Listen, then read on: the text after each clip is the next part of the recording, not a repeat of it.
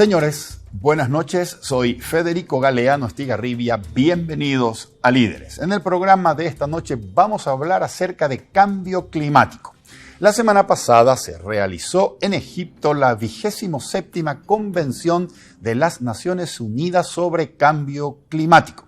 En dicha convención surgió un tema polémico denominado el compromiso de metano. A partir de ese tema surgen varias preguntas sobre las cuales vamos a reflexionar y conversar en el programa de esta noche. Estamos ante una dicotomía que nos obliga a elegir entre cuidar el medio ambiente o cuidar nuestra prosperidad económica. ¿Es la industria ganadera ambientalmente irresponsable? ¿Cómo se mitiga las emisiones de gases de efecto invernadero? El metano que produce la industria ganadera. ¿Tiene que ver estas estrategias de mitigación con la obligación de disminuir el hato ganadero? Para responder estas preguntas, esta noche nuestro líder invitado es el ingeniero agrónomo Norman Brewer. Voy a leer brevemente el currículum de nuestro invitado de esta noche. El señor Norman Brewer es ingeniero agrónomo con orientación en la producción animal. Posee un doctorado en ecología interdisciplinaria de sistemas agropecuarios de la Universidad de Florida, Estados Unidos. Sus investigaciones se han enfocado por más de 2 décadas en el uso de la información climática para la toma de las mejores decisiones para la producción sostenible agropecuaria y forestal. Es profesor investigador de la Facultad de Ciencia y Tecnología de la Universidad Católica de Asunción. Es investigador categorizado del CONACYT, socio activo de la Sociedad Científica del Paraguay. Norman Brewer es propietario y director de la consultora Ciencia Agroambiental. Vamos a conversar sobre cambio climático y sobre el compromiso de metano esta noche con el ingeniero agrónomo Norman Brewer. Comenzamos el programa, como siempre, agradeciendo a las empresas auspiciantes: Banco GNB, Juntos Más Fuertes, y Coexma SRL, creando ambientes corporativos desde 1998. Luego de la presentación del programa, conversamos con el ingeniero Norman Brewer, aquí en Líderes, desde los estudios de ABC TV. Líderes es presentado por Banco GNB, Juntos Más Fuertes. Coexma SRL, creando ambientes corporativos desde 1998. Llegó ABC ePaper. Disfruta de hojear tu diario desde cualquier dispositivo. Ingresa a edicionesabc.com.py, suscríbete y accede a todos los suplementos, revistas y especiales del día. ABC ePaper, tu diario de siempre en tu pantalla. Ya estamos en compañía del ingeniero Norman Brewer. Ingeniero, muy buenas noches. Gracias por acompañarnos en Líderes. Buenas noches, al contrario, gracias por la invitación, Federico, y saludos a la audiencia. Norman, empecemos hablando un poco acerca de este tema que la semana pasada ha generado polémica y preocupación. Se realizó en Egipto la reunión, creo que número 27, de los países partes de la Convención de Naciones Unidas para el Cambio Climático. Y surgió un tema muy importante en el marco de estas preocupaciones por las emisiones de gases de efecto invernadero, y tiene que ver con el metano, un supuesta ultra tóxico gas de efecto invernadero, y el ganado vacuno. Se hablaba la semana pasada acerca de que Paraguay debería firmar un compromiso de metano o compromiso del metano, que tiene que ver con una obligación de los países emisores con la reducción de este gas. Lo que, según se dijo la semana pasada, yo no sé si esto es cierto, para eso quiero conversar contigo, supondría supuestamente la disminución del hato ganadero como una especie de compromiso de Paraguay o de los países productores de carne para la reducción de las emisiones del metano. Ante esta polémica, te quiero consultar, Norman, lo siguiente. ¿Estamos ante una dicotomía que nos obliga a tener que decidirnos entre cuidar el medio ambiente o cuidar nuestra prosperidad económica?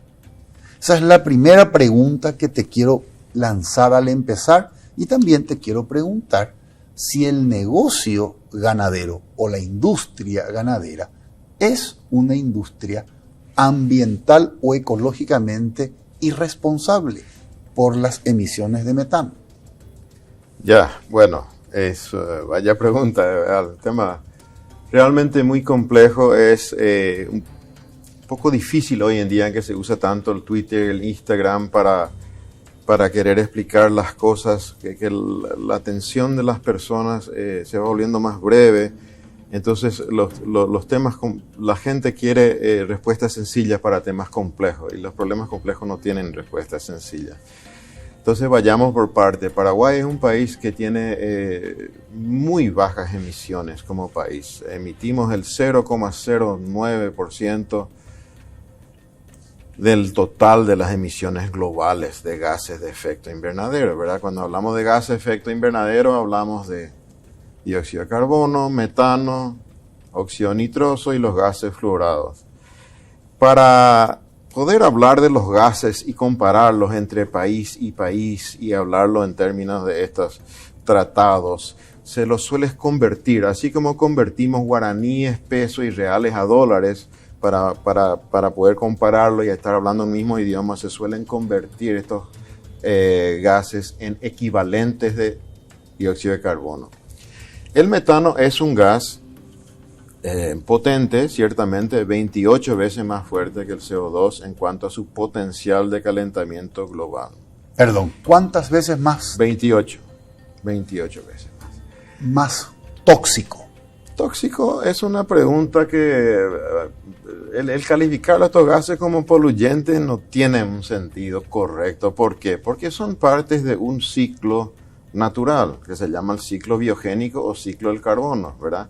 El carbono existe, las plantas lo captan a través de la fotosíntesis, que todos aprendimos en la escuela, lo convierten, ¿verdad?, en azúcares y lo mandan a las partes de la planta, que después comen una parte va al suelo y se captura, ¿verdad? Y sí, las vacas lo consumen, pero para poder digerir un material difícil de digerir, básicamente es como si nosotros comiéramos papel, es comer el pasto. Ellos digieren con la ayuda de unos microorganismos especiales y producen unos eructos. Y estos eructos tienen este contenido metano que estamos hablando. Quiero aclarar que el compromiso de metano no dice en ningún lugar reducir emisiones de metano del sector ganadero. Dice reducir emisiones de metano. Y nosotros venimos haciendo eso. ¿Por qué? Porque el Paraguay tiene muchísimos programas de lo que se llama la carne sostenible, ¿verdad? Entonces, hay todo tipo de ONG, hay todo tipo de asociación de productores, tenemos el IPTA, el Viceministerio de Ganadería, hay programas en el MADES, que todos van hacia una producción que ya viene reduciendo gases, ¿verdad?, a lo largo de los años, desde el 2015, en que ya nos hemos comprometido en el Acuerdo de París a reducir nuestras emisiones en 20%, 10 más 10, 10, okay.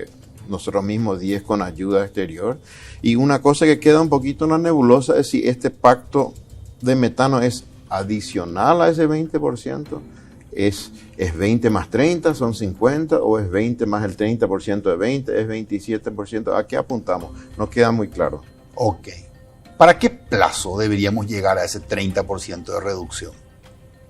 Sí, el 30% de reducción se debe llegar. La verdad que no se propuso en esta COP, el compromiso de metano se propuso en la anterior, que fue en Glasgow, Reino Unido, y firmaron más de 100 países. La idea es reducir en 30% con relación al periodo de referencia, que es el 2020. es un compromiso muy grande. ¿2020? Sí, es decir, nuestros compromisos, nuestras emisiones de hace 2 años. Ah, ok.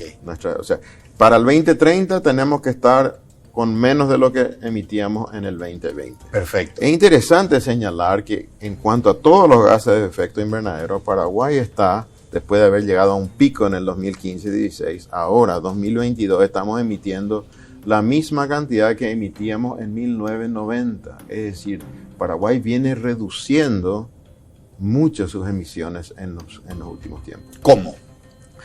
Bueno, ya la mayor parte de la eficiencia de la reducción se da a través de la eficiencia. Las emisiones, si uno lo quiere tomar de forma buena, ¿verdad? Son una medida proxy de la eficiencia, o la eficiencia puede ser una medida proxy, que te da una idea. Cuanto más eficiente sos, menos gases de efecto invernadero estás emitiendo.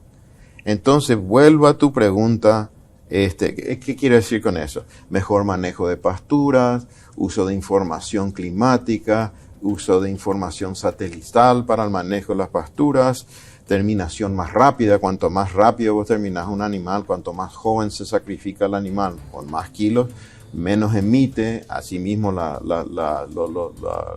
tasa de preñez, el volver a preñar a las vacas, cuanto más corto es el periodo, es más eficiente.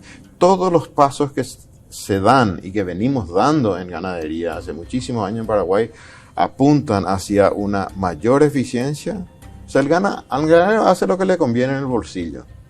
Pero de paso, eso es muy bueno para el medio ambiente en el caso de los efectos invernaderos. Te quiero hablar nomás un segundo de los problemas perversos. Los problemas perversos son problemas en ciencia que son tan complejos que no tienen una solución simple, sino que solo nos señalan resultados con grande incertidumbre y tenemos que elegir como sociedades los senderos a seguir, ¿verdad? Y te doy un ejemplo de 2 problemas perversos. 1, el mundo parece querer el animal con bienestar animal, que anda libremente por el potrero, que come pasto naturalmente. Recibimos algunas señales de que eso es lo que quiere el mundo.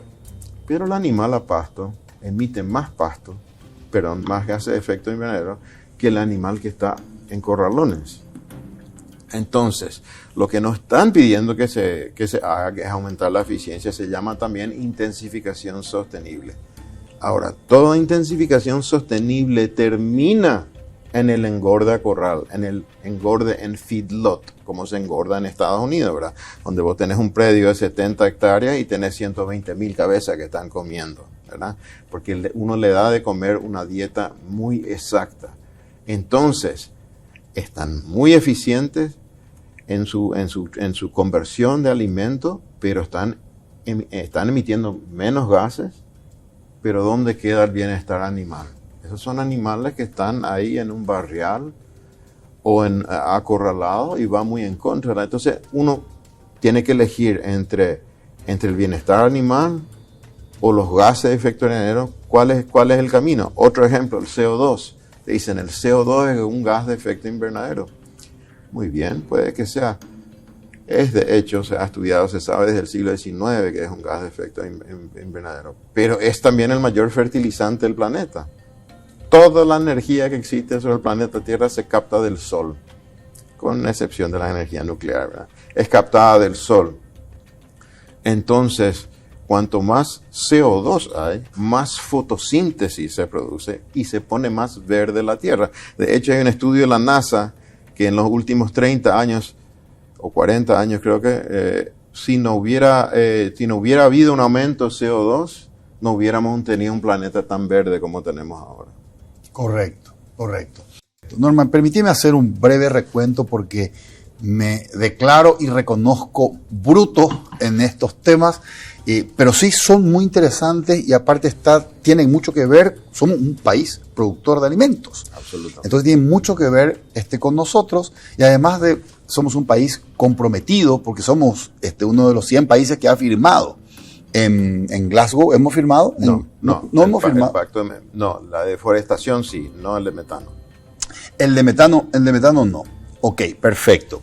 Bueno, me dijiste que el ganado al comer el pasto y al digerir por unos microorganismos, genera, en ese proceso de digestión del pasto, genera un gas llamado metano. Así es. No es a través de las flatulencias del ganado, No.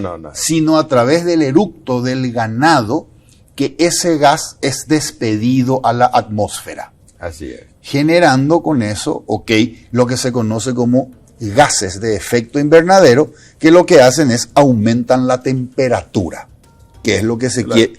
La temperatura media global. La temperatura media global, y el incremento de esa temperatura es lo que se quiere graduar, disminuyendo esas emisiones de gases de efecto invernadero. Uno de ellos, el metano, que surge a partir de un proceso digestivo del animal.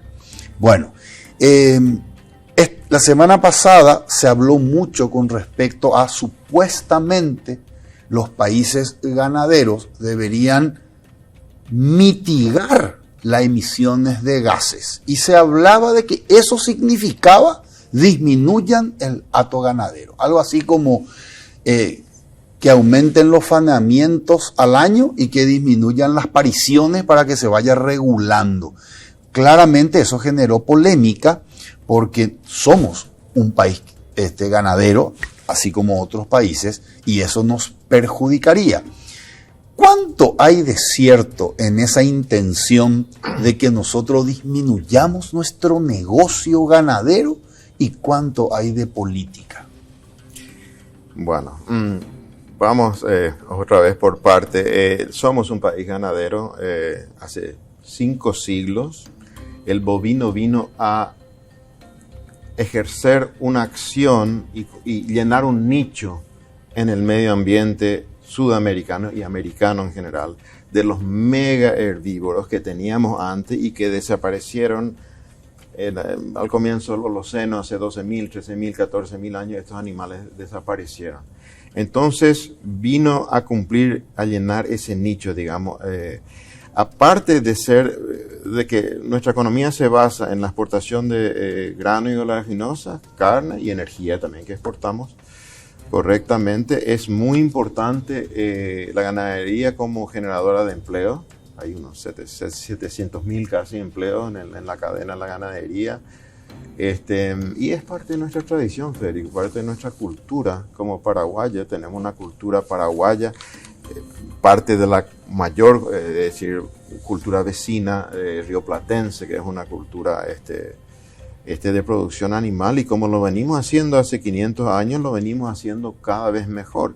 Sobre todo en los últimos 20 o 30 años, hemos mejorado muchísimo. A mí me cupo la oportunidad en el año 1989 visitar el estado de Kansas a través del famoso Paraguay Kansas. Fuimos con 20 ingenieros agrónomos paraguayos y vimos cómo ellos producían allá, ¿verdad? En los feedlots, con la agricultura, el ensilaje. Todo eso nos parecía imposible y que nunca iba a llegar al Paraguay.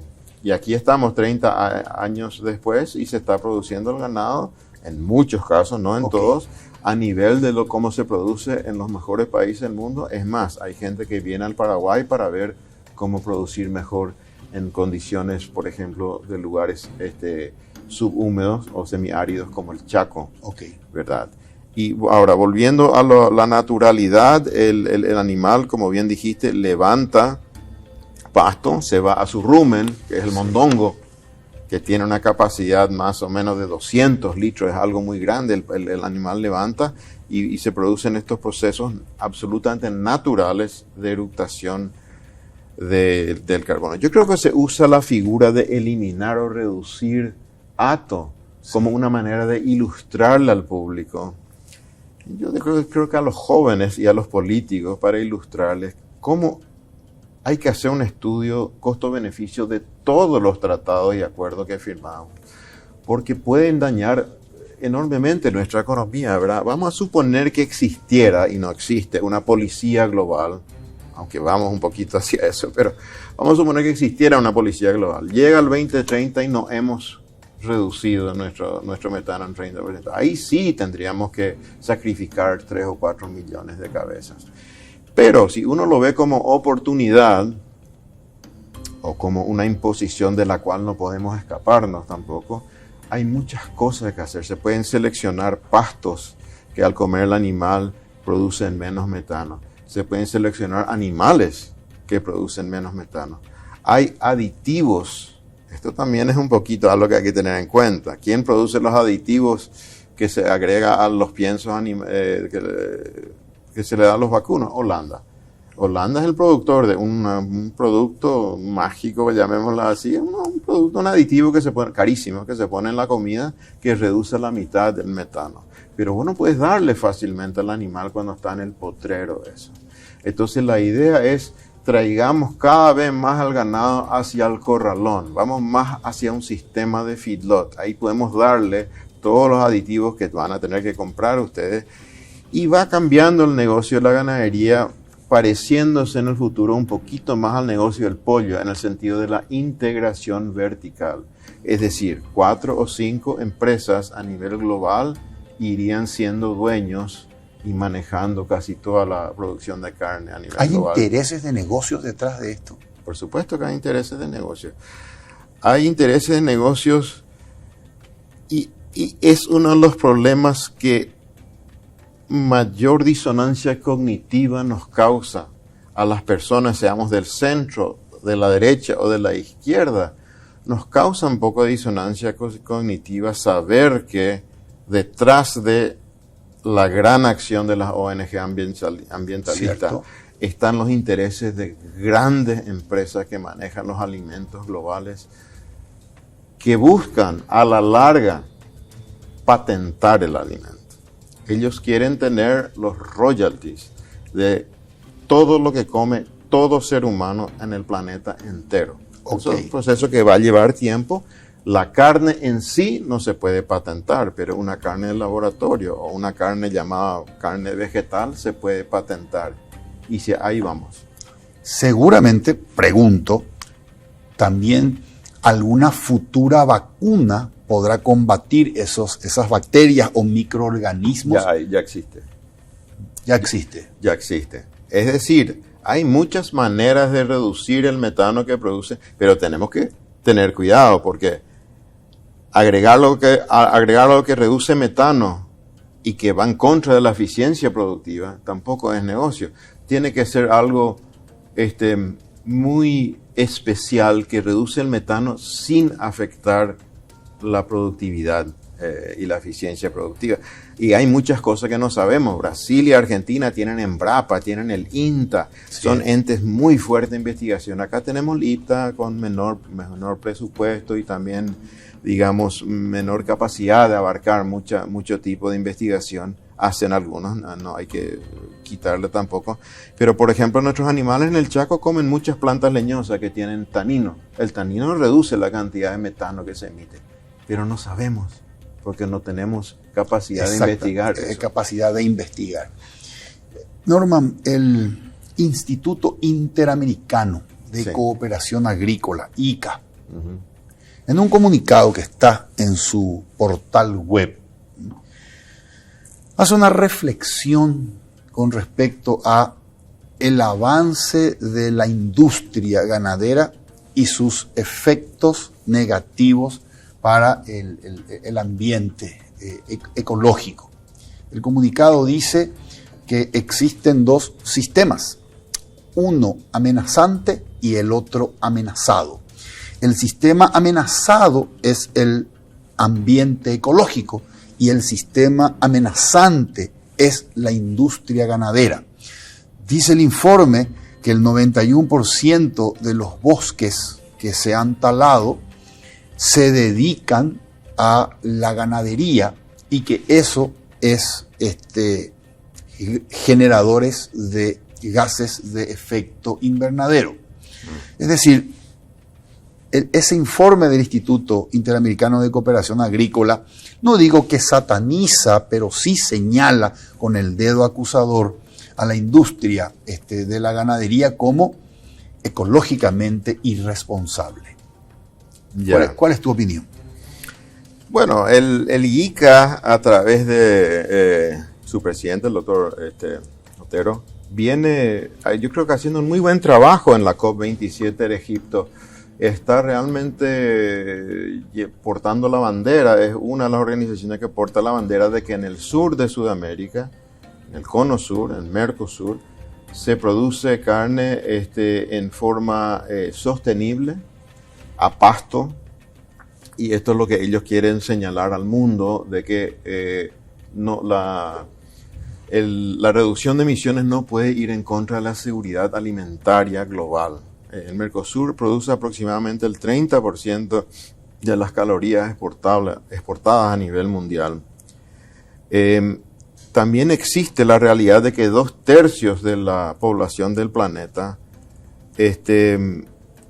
así como 1/3 come carne de más, 2/3 no tienen suficientes proteínas de producto, no solo proteína, aminoácidos, todas estas cosas que sabemos que tiene la carne, y se produce retraso de crecimiento, tanto físico como neurológico, principalmente en el África y en grandes partes de Asia. El mundo necesita carne.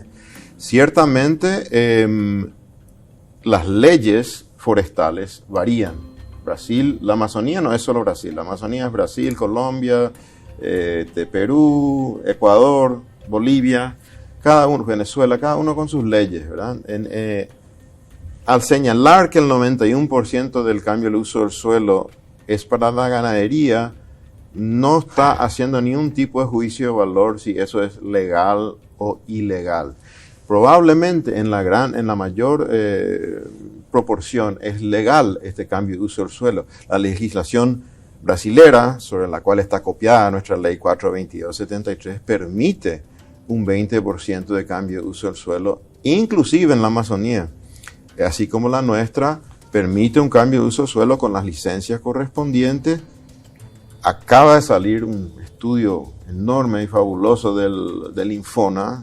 Le felicito a la presidenta Cristina Goralewski, realmente hizo un gran trabajo apoyado por el National Wildlife Federation de los Estados Unidos, donde encontraron que el 40% de nuestro territorio nacional está cubierto de bosques.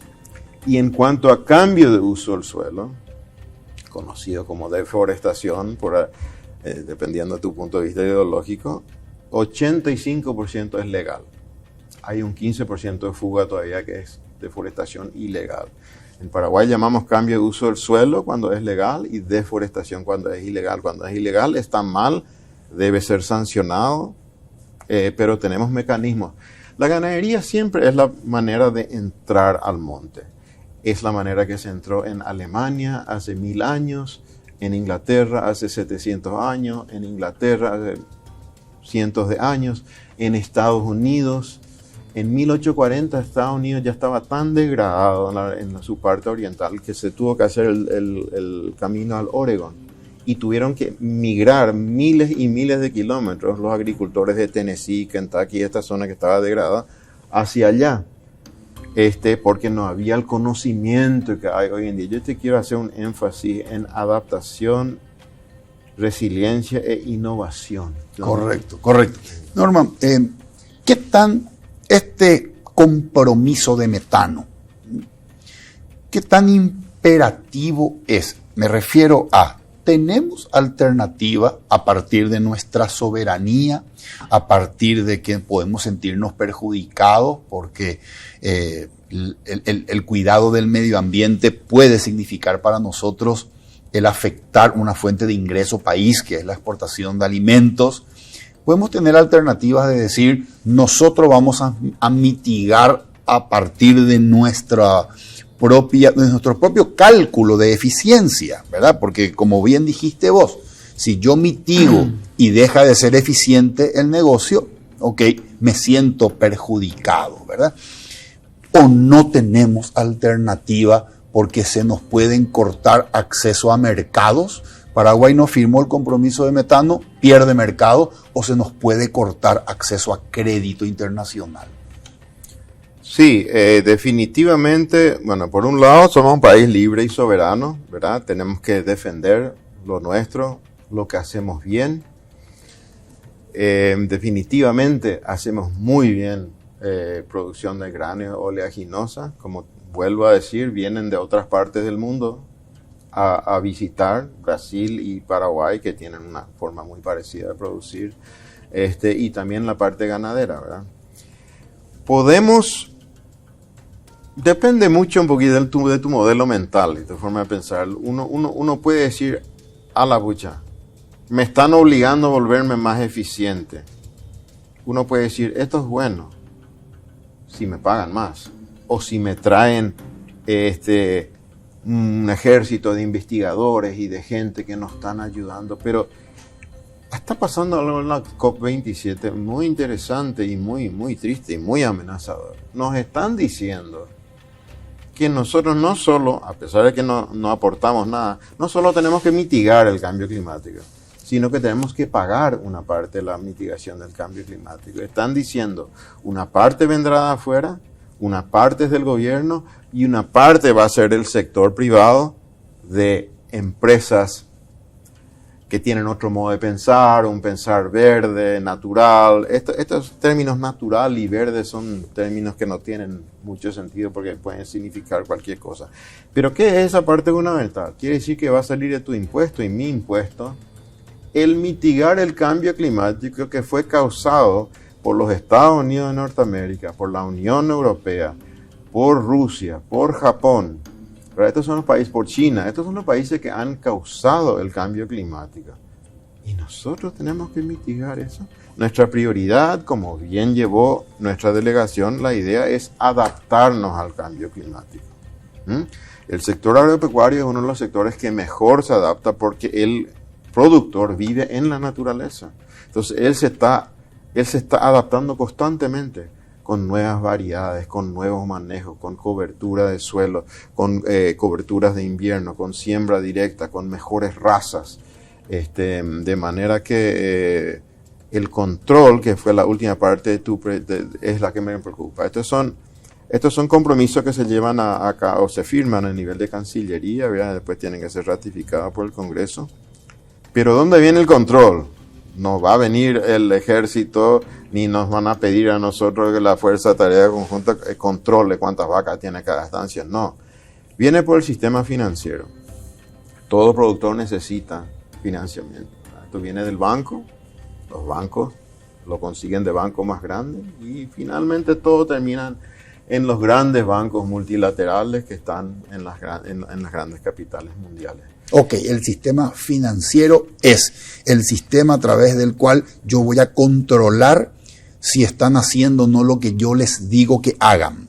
Si no tienen el certificado de que están haciendo lo que yo les digo que hagan, no se aprueba su solicitud de financiamiento. Correcto. Entonces, por el lado de la producción viene ese control. Y después viene el control por el lado del consumo. Vamos a suponer que yo soy un país X, débil, porque todos estos acuerdos le aprietan más al más débil, ¿verdad? Yo soy Nigeria, por ejemplo, con una población gigantesca de 320 millones de personas. Y quiero comprar carne del Paraguay. Pero se tiene que financiar con carta de crédito, con esto que lo otro. Tenés que entrar en el sistema financiero para poder entrar en el mercado globalizado de comercio de alimentos. Le pueden decir alto. Para usted comprar carne de Paraguay, solo pueden comprar, solo le vamos a ayudar a financiar esas compras, lo que usted tiene que construir en cuanto a almacenamiento, supermercados, etcétera. Sí, Paraguay, sí, esa carne cuenta con tales y tales y tales certificados. O sea que es un control por el lado de la oferta y de la demanda. De la consumidores. Exacto. ¿Cuál es tu opinión con respecto a la posición que sostuvo el ministro Santiago Bertoni en Egipto a partir de todo este debate, esta polémica? Bueno, le felicito al ministro Bertoni. Realmente hace falta darle un poquito un freno. Hasta aquí llegamos, hasta a las personas que están proponiendo esto. La COP es algo muy interesante. Tenés que conocer que al mismo tiempo están ocurriendo negociaciones de alto nivel de ministerio. Afuera está la COP paralela de la juventud. Afuera hay otra COP paralela de gente que está en contra de otro y que representa otro tipo de comunidades. Al mismo tiempo es una feria de innovación. O sea, combinar nuestra Expo combinado con 5 salones tipo lo que tiene la galería para reuniones, todo, y en otras carpas están los lobbies los veganos, ¿verdad? Los anti-ganados. Todo esto está ocurriendo en la COP y las presiones se reciben por todos lados. Yo creo que es valiente, es corajudo, es patriótico la postura que ha tomado el ministro Bertoni, y ha dicho algo muy importante: estamos mejorando nuestro sistema de producir y nuestros cálculos. ¿Por qué? Porque Paraguay no tiene, como te decía más temprano, no tenemos el NRC de Estados Unidos, ni el EMBRAPA, ni el INTA. Entonces los factores de emisión que nosotros usamos son lo que se llaman factores por defecto, son importados de otras latitudes. Nosotros no tenemos la capacidad de desarrollar nuestros propios factores de emisión. Entonces él dice, no solo estamos produciendo mejor, estamos calculando mejor, y de hecho parte de la mejora, de la reducción de emisión que hemos tenido respecto al pico de 2015-2016, viene de la forma de calcular algunas cosas mejor. Correcto. Quiero que me ayudes o que me expliques un tuit tuyo. Okay. Que te voy a leer para que me explique un poco acerca de tu reflexión en este tuit. Lo escribiste hace unos días atrás. Una cosa es lo que dice la ciencia sobre el cambio climático y otra lo que hacen los políticos respecto a este fenómeno. En la práctica, están convirtiendo una economía global de mercado en una planificación central. Ya sabemos cómo resultó este sistema en el siglo XX. Exactamente. Estoy queriendo decir con eso, Federico, de que la ciencia hace su trabajo. Salió un libro nuevo de Tim Palmer, físico atmosférico también de Oxford, que fue el que desarrolló los pronósticos por ensamble que se usan hoy en día, que son muchos pronósticos juntos. Y su libro se llama La primacía de la duda. ¿Cuál es el eje central de la ciencia, aparte de buscar el conocimiento humano? ¿Cómo funciona? Funciona con la duda y con el escepticismo, ¿verdad? La ciencia moderna está con una crisis que se llama la crisis de la replicabilidad. ¿Qué quiere decir eso? Los experimentos hasta hace 50 años, para que sean publicados en un journal, tenían que ser replicables, suficientemente bien explicados en la metodología, como para que cualquier persona de tu misma área pueda replicar ese experimento. Hoy en día la ciencia, o gran parte de la ciencia, se hace, en vez de in vitro o in vivo, in silico, es decir, en computadora, en modelos computacionales. Estos modelos computacionales son de una complejidad tan grande que son decenas de miles de líneas de código y de ecuaciones que se resuelven. Te digo, una supercomputadora tarda una semana o dos para hacer una corrida de un modelo de ¿verdad? Entonces, ¿cuál es el deber de la ciencia? Hacer ciencia, comunicarlo a través de los papers publicados en las revistas indexadas y comunicar las incertidumbres asociadas. Si uno lee, invito a cualquier paraguayo a irse a la página de la IPCC, bajar el AR6 y leer. Cuando dice cada cosa, la sequía, se espera tal cosa en tal región del mundo con mediana certeza. Lo único que hay con alta certeza para el sudeste de Sudamérica es un aumento de precipitaciones intensas, precipitaciones por encima del percentil 95. Eso quiere decir, con alta confianza, quiere decir que la mayoría de los modelos y la mayoría de los estudios que se han hecho convergen en esa idea, porque la IPCC realmente recopila y sintetiza el estado de arte de la ciencia a nivel mundial. Bueno, entonces, el científico comunica. El político, manejado por su idea de donut economics o por los límites planetarios del Centro de Resiliencia de Estocolmo o por la propia ONU o por otros intereses, entonces toma esa información. No tiene por qué ser físico atmosférico, claro, político, claro. Un legislador. ojalá le pida apoyo y que le explique a algún técnico qué hacemos en este caso, y él o ella y en conjunto, los congresos, los presidentes de los países, las presidentas, son los que toman las decisiones de decir, tenemos que ayudar, ¿verdad? Pero en un mundo libre, en un mundo que se desarrolla, cada uno debería tomar las decisiones que más le convienen como país. Lo que estamos teniendo, según también este maravilloso escritor y futurólogo Yuval Noah Harari, el israelí, es una sociedad, él le llama una sociedad de vigilancia total. Vivimos bajo una sociedad de vigilancia total. Un modelo con dirigismo. Con dirigismo, pero el dirigismo comienza con los datos. Los datos es saber exactamente todo lo que ocurre en tu país. En tu país. Te doy un ejemplo.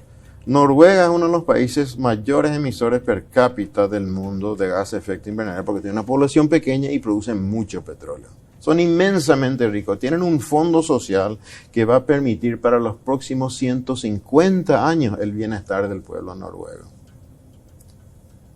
¿Y quién lanza el satélite más utilizado a nivel mundial para control de deforestación, cambio de uso del suelo? Noruega.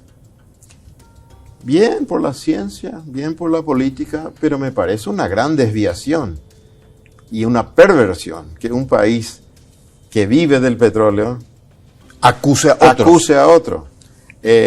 También se usa en marketing. Por ejemplo, Nueva Zelanda es uno de los países más eficientes del mundo en producción de cordero y leche, con menores emisiones. Entonces, ¿quién lanza el último satélite que tenemos en el mundo para medir metano alrededor del mundo?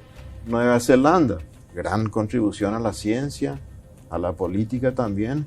Pero qué lindo el día de mañana poder decir, Paraguay produce cordero con tantas toneladas de emisiones por kilo, o kilos de emisiones por kilo de carne producida, y el nuestro tiene mucho menor presión de emisión por kilo producido. Entonces, cómprenos a Nueva Zelanda, a pesar de que quedamos al otro lado del mundo. Cierto.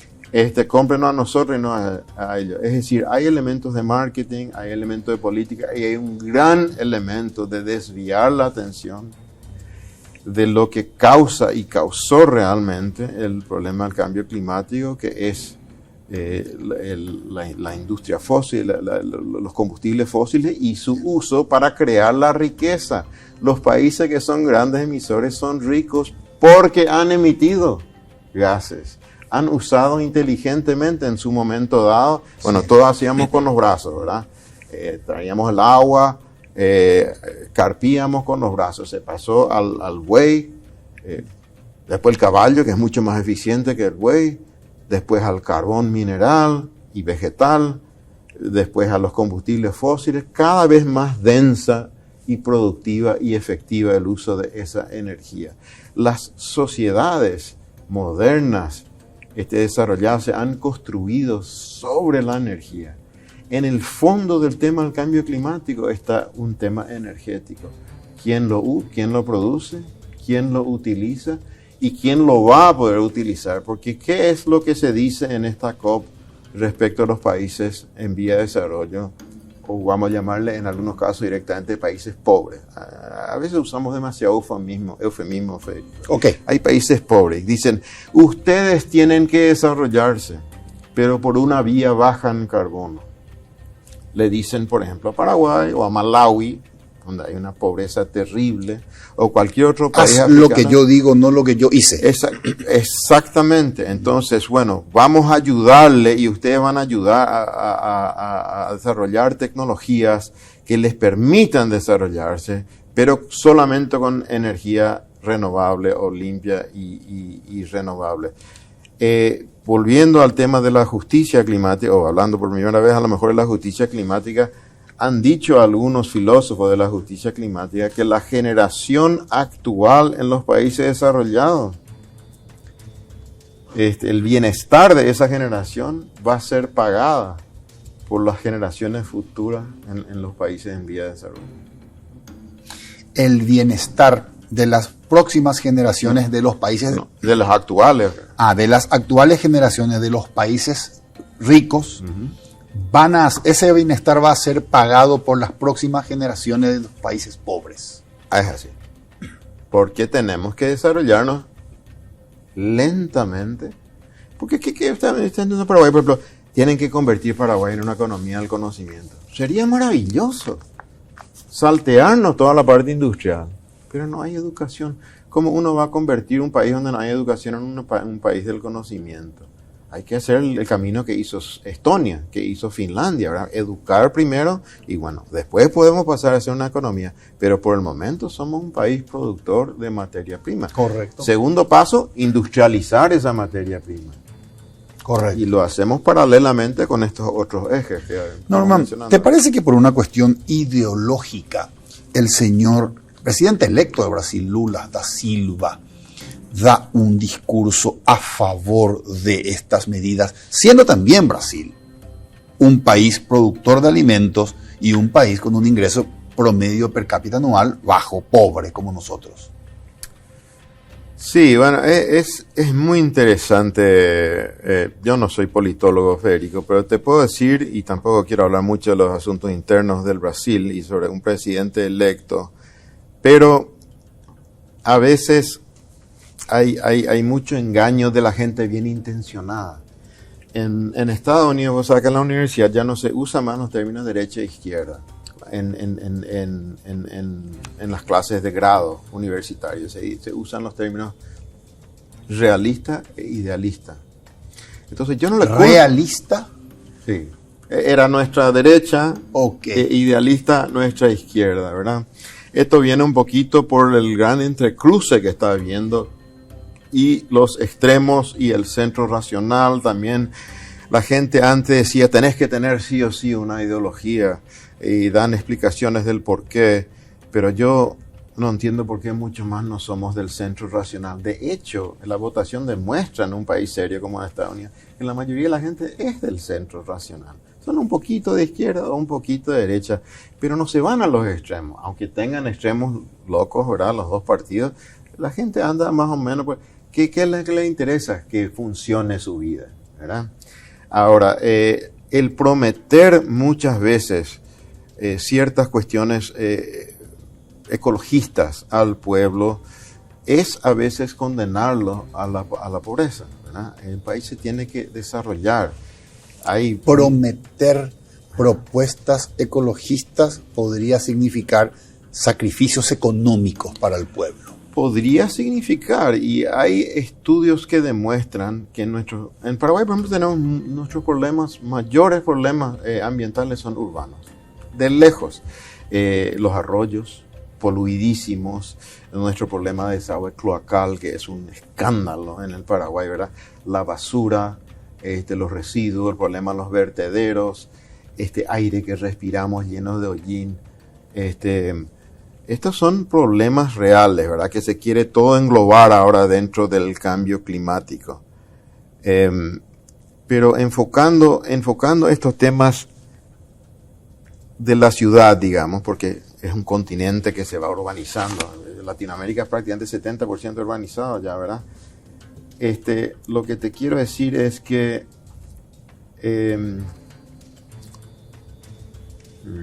no puedo decirlo así. Cuando el Producto Interno Bruto promedio de las personas ronda los $6,000, $7,000, $8,000, es cuando puede comenzar a preocuparse por el medio ambiente. Eso hay estudios y es a nivel global. Es como decir, la gente por debajo de eso no puede estar preocupando, se está preocupando por su pan de cada día, por su salud, por el poquito de educación que puede tener. No está en el tema de lo poluido que está el arroyo en Buricao, ni del plástico, ni esto, lo otro. Entonces, el elevar el Producto Interno Bruto per cápita, primero general, porque si no hay riqueza no hay nada que repartir. Otro problema con la izquierda también es este tema, ¿verdad? Vamos a repartir, ¿qué vamos a repartir?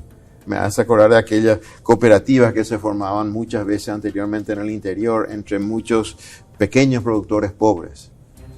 para formar una cooperativa cada uno tiene que poner alguito y después comienza la cooperativa. Pero esto daban 0, más 0, más 0, más 0, más 0, no había nada que retirar. Y bueno, y lo mismo pasa con la economía. Para si uno quiere repartir, tiene que haber algo que repartir, ¿verdad? Correcto. Entonces, lo último para terminar nomás con lo de la ideología y la conservación es que el récord de la izquierda no es un buen récord a nivel global. La China, país comunista, tiene la peor calidad de aire del mundo, la peor calidad de agua del mundo, se está quedando sin agua, tienen los suelos tremendamente degradados. Rusia, la Unión Soviética, cuando fue la Unión Soviética, causó problemas gravísimos, no solo nucleares, problemas de metales pesados en Siberia, en toda su parte de la explotación de minerales, poluyendo los ríos que van al Ártico con metales pesados. Hasta hicieron desaparecer un mar. No sé si te acordás, cuando estábamos geografía en tercer curso, en la época del colegio, había un mar allí en Rusia que se llamaba el Aral. El Aral desapareció por un mal. Y hay gobiernos que han sido de extrema derecha. Trujillo. ¿Quién ha sido más de la derecha que Trujillo? Un gobierno horroroso, horrible, espantoso. Y sin embargo, Trujillo habló con un amigo científico que le dijo: no hay que echar nunca los bosques de donde nacen nuestros ríos, porque si se echan esos montes, no vamos a tener agua potable en la República Dominicana. Hizo algo bueno. O sea que la correlación entre ideología y conservación del medio ambiente no es tan alta como uno creería. Correcto. Mi profesor de latín en el colegio decía: primum vivere deinde filosofare. Ahí está. Hablaremos después de temas de filosofía y de temas altruistas. Primero hay que comer. Así mismo. Primero hay que comer. Un gustazo, Norman. Muchísimas gracias por acompañarnos en Líderes. Gracias, Federico, y a la orden. Muchos saludos a la audiencia y espero que les sea útil escuchar esta pequeña información que podemos aportar. Soy Federico Galeano Estigarribia. Esto fue Líderes. Buenas noches. Líderes fue presentado por Banco GNB. Juntos más fuertes. Coexma SRL, creando ambientes corporativos desde 1998.